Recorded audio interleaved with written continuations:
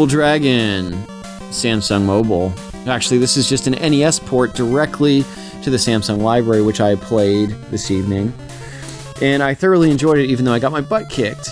So Double Dragon is a very difficult franchise, and I have a lot of memories of playing Double Dragon 2: The Revenge, and just getting my butt kicked with a friend from elementary school. I believe it was kindergarten, first grade, second grade.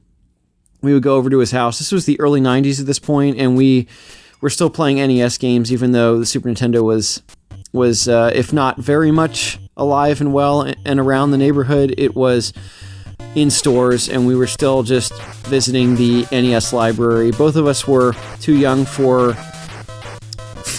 the early 80s and the Atari generation, but we were just old enough to play NES titles later on as they met the next console. So it was the late 80s that I remember playing NES on the beach of New Jersey when I was, at my uncle's house, and I was very little.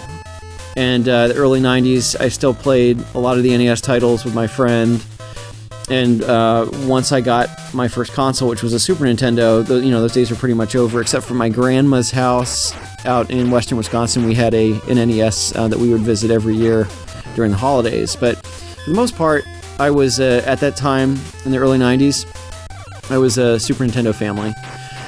So, going back to Double Dragon, I found this to be just a butt kicker. This whole franchise is very difficult, and it's a beat 'em up video game series developed in Japan and released as an arcade game in 1987 about two twin martial artists, Jimmy and Billy, or Bimmy Lee, as they battle against various rivals, to include a Bobo, who I got my butt kicked. I lost like 2 lives on this guy before I realized that you gotta, kind of play it. You have to hack the game almost, or cheat, and just make it so he falls off a cliff.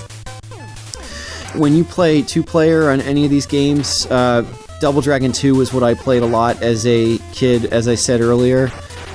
You really want to play 2 players because one solo, the game doesn't have really any mercy. So you want to be just as merciless and have 2 players and practice quite a bit to take out the computers, because solo you basically just get ganged up on. The characters will go on each side and just punch and kick the living crap out of you without any mercy. And honestly, it kind of makes me, as a whole, I always thought NES was pretty difficult, if not too difficult. It required a lot of practice, whereas games, there should be some kind of a learning curve. I know nowadays games will kind of coach you in slowly and get your feet wet with the game. It wasn't like that with NES. You just kind of walked in, you got your butt handed to you, and then you had to return practiced or just, swallow your pride and just go through it, especially with Double Dragon. But anyway, I didn't get too far. I definitely would like to play this one again, but this was the mobile Samsung library that I played this on, and they have a versus mode, so you can select any of the characters to include a Bobo, and you can go and play against each other. So I played a Bobo versus a Bobo, and a Bobo beat me. So yeah, it's fun. It's definitely cool to visit these titles that I haven't played in. And my family's like, why are you playing these games that are like 30, 35, almost 40 years old in some cases? Really, it's like 30, 35 years, most of the games I'm playing. But it's just a nostalgia wave. So with everything going on in everyday life, it's just fun to escape and play these little titles, especially on your cell phone. That's too cool. I mean, honestly, not even having a phone until I was a couple of years into college. I think it was a year or two into college.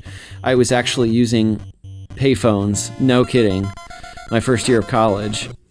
And now I have a smartphone. I know I sound like a dinosaur when I talk about it this way, but now I have a smartphone where I can play games that I used to have to go to my friend's house.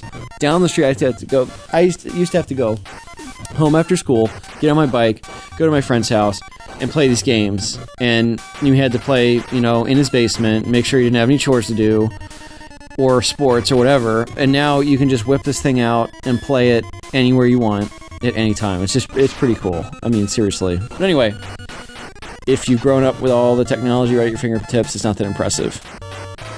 But thanks for watching. Feel free to like, share, and subscribe, and take care.